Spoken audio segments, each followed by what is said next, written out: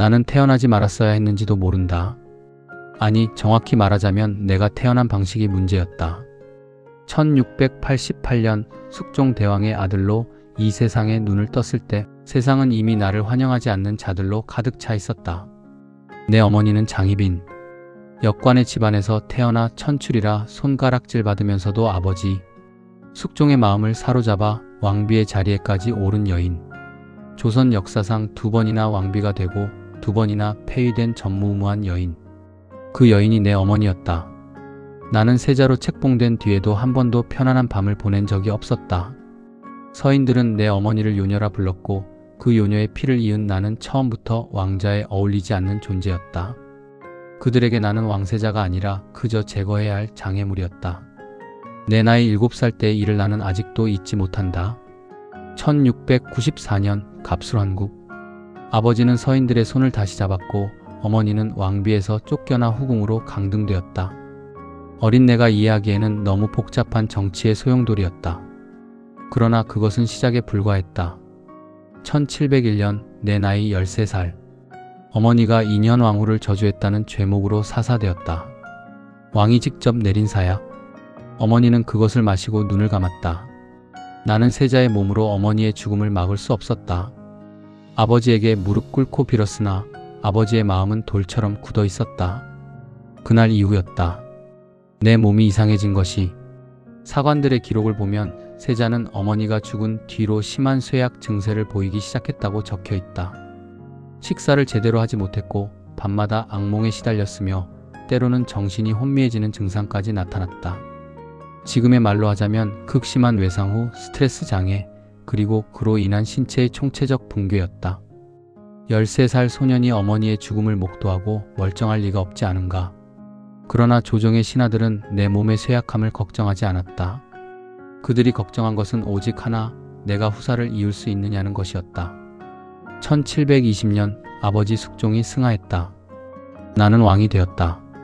조선의 제20대 국왕 경종. 그러나 내 즉위를 바라보는 노론의 눈빛은 싸늘했다. 그들이 원하는 왕은 내가 아니었다. 그들이 원하는 것은 내 이복 동생 연인군 훗날 영조가 되는 그였다. 노론은 왜 연인군을 원했는가? 이유는 간단했다. 나는 아이를 가질 수 없었다. 어머니를 잃은 충격과 오랜 질병으로 인해 나는 자식을 얻는 것이 사실상 불가능한 몸이 되어 있었다. 후사가 없는 왕. 그것은 언제든지 교체될 수 있는 왕이라는 뜻이었다. 즉위한 지 채 1년도 지나지 않은 1721년 8월 노론의 영수들이 일제히 상소를 올렸다. 전하께서 춘추가 아직 젊으시오나 옥체가 미령하시고 후사가 없으시니 하루속히 왕세제를 책봉하소서. 연인군을 세제로 삼자는 것이었다. 내가 살아있는데 내 후계자를 미리 정하자는 이야기였다. 그것은 단순한 건의가 아니었다. 나에게 당신은 오래 살지 못할 것이니 미리 준비하자고 말하는 것이나 다름없었다. 나는 그 상소를 읽으며 피가 거꾸로 솟는 기분이었다. 하지만 나는 참았다. 소론의 신하들이 내 편에서 싸워주고 있었고 나는 그 싸움을 묵묵히 지켜봤다. 그리고 결국 세제 책봉을 윤허했다. 어차피 내 몸이 버텨주지 않는다면 왕실의 대를 이어야 하는 것은 맞는 말이었으니까. 그런데 노론은 거기서 멈추지 않았다. 1721년 10월 노론의 대신들이 다시 들고 일어났다. 이번에는 더 노골적이었다. 세제 연인군에게 대리청정을 시키자는 것이었다. 살아있는 왕이 버젓이 옥좌에 앉아있는데 그 왕이 동생에게 정치를 맡기자고. 이것은 사실상 나를 산 채로 왕위에서 끌어내리겠다는 선언이나 다름없었다. 나는 그 순간 처음으로 단호하게 칼을 빼들었다. 노론의 핵심 4명 김창집, 이명, 조태채, 이건명. 훗날 노론 4대 신이라 불리게 될 이들을 나는 유배 보냈다. 그리고 그들을 따르던 수십 명의 노론 신하들이 줄줄이 관직을 잃었다. 이것이 신축옥사의 시작이었다. 소론은 기세를 몰았다. 목호룡이라는 자가 나타나 충격적인 고변을 올렸다. 노론이 세제를 추대하고 왕을 시해하려는 영모를 꾸몄습니다. 영모. 그 한 단어로 조정은 피바람에 휩싸였다. 1722년 이민옥사. 노론 4대 신은 결국 사사되거나 유배지에서 목숨을 잃었다.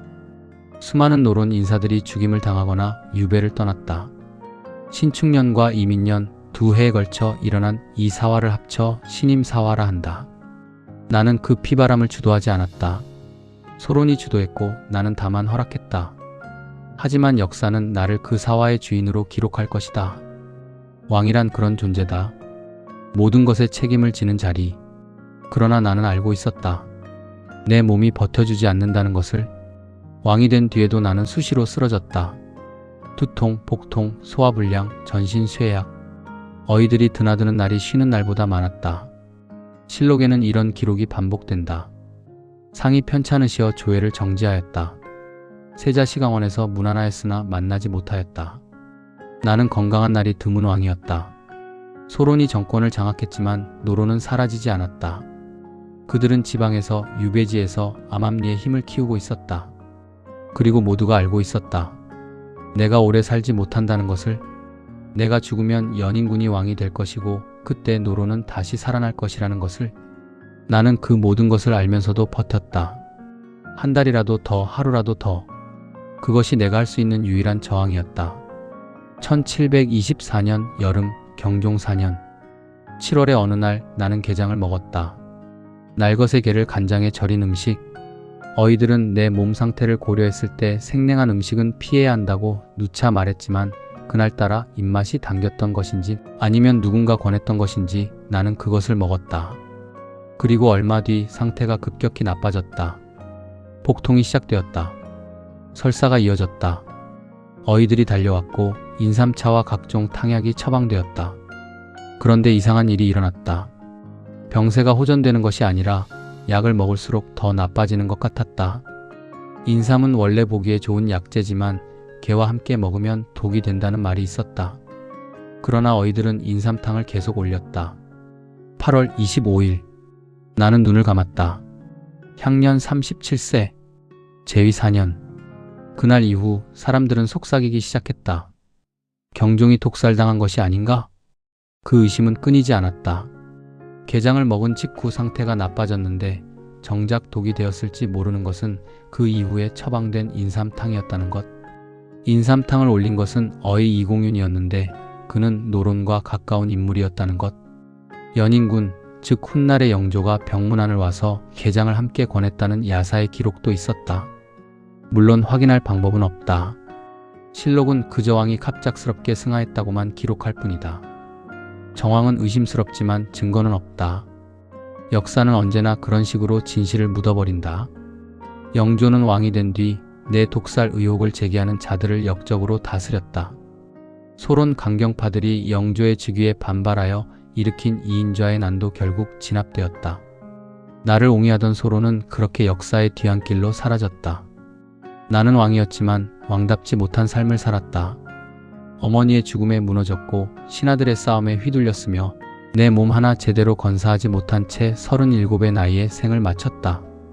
후사도 없었고 빛나는 치세도 없었다. 그러나 나는 묻고 싶다. 내가 왕답지 못한 것인가? 아니면 내가 놓인 자리가 처음부터 사람이 버틸 수 없는 자리였던 것인가? 나는 장희빈의 아들로 태어났다. 그것이 내 죄였다. 어머니가 사약을 받는 것을 눈으로 보고도 막지 못한 채 살아야 했다. 그것이 내 형벌이었다. 왕이 되어서도 살아있는 내 곁에서 내 후계자를 논하는 신하들을 상대해야 했다. 그것이 내 왕자였다. 그럼에도 나는 버텼다. 4년을 신임사화로 나를 몰아내려는 자들에게 역공을 가했고 아무도 나를 살아있는 왕으로 대우하지 않으려 할 때도 나는 끝까지 왕자에서 내려오지 않았다. 어쩌면 그것이 내가 할 수 있었던 유일한 승리였는지도 모른다. 영조는 재위 52년 조선의 왕 중 가장 오래 왕위에 있었던 왕이다. 그는 내 뒤를 이어 탕평책을 펼쳤고 조선 후기의 부흥을 이끌었다는 평가를 받는다. 역사는 그를 성군의 반열에 올렸다. 그러나 영조는 평생 하나의 의심에서 벗어나지 못했다. 자신이 형의 죽음에 관여했는지도 모른다는 의심. 그 죄책감이 그를 짓눌렀고 아들 사도세자를 뒤주에 가두어 죽이는 비극으로 이어졌다고 말하는 역사가들도 있다. 피는 피를 부른다. 비극은 비극을 낳는다. 나는 단명했다. 37년의 삶, 4년의 치세. 역사의 교과서에서 나는 그저 영조가 오르기 전에 거쳐간 이름 없는 왕으로 기록된다. 경종. 그 이름 두 글자. 하지만 나는 여기 있었다. 살아 있었다. 두려웠고 아팠고 외로웠고 그럼에도 버텼다. 그것만으로도 나는 충분히 이 세상에 왔다 갔다고 말할 수 있지 않겠는가. 나는 경종이다. 저주받은 왕좌에 앉았던 남자, 장희빈의 아들, 그리고 아무도 기억하려 하지 않는 조선의 20번째 와. 이제 당신이 기억해 주기를 바란다.